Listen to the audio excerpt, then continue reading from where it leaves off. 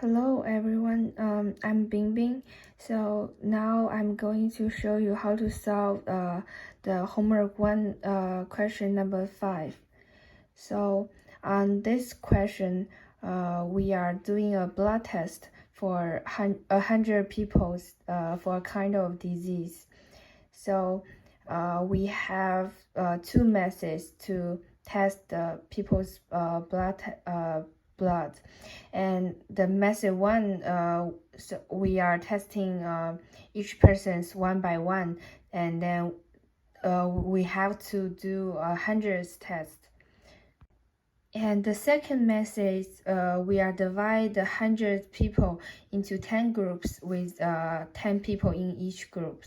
Then we just can mix the people's blood and test the mixture.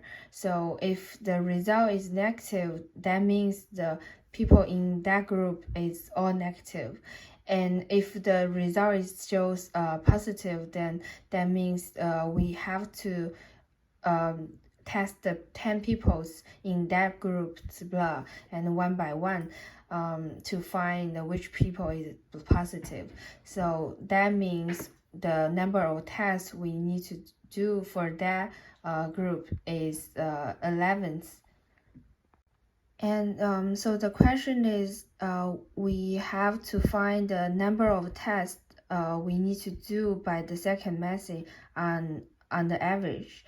And we are given that the probability that each person will test in positive is 0.1.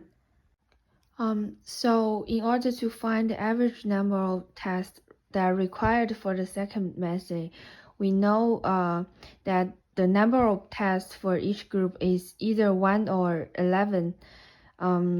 So the equation should be 1 times the probability that only one test required for this group, plus 11 times the probability of 11 tests are required for this group, and which is equals to probability that all people are negative in this group, plus 11 times the probability that not all people are negative in this group.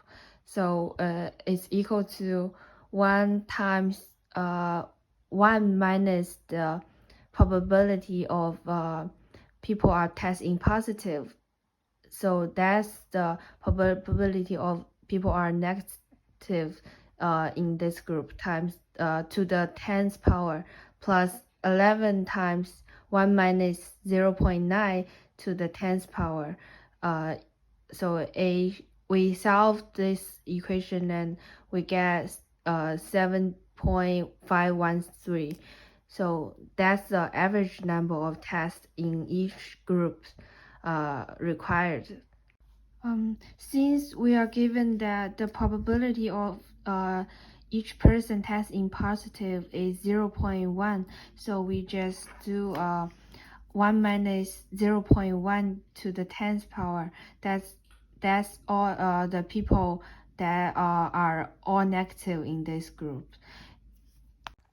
And we know there are 10 groups for the hundreds of people, so we have to multiply this number by 10.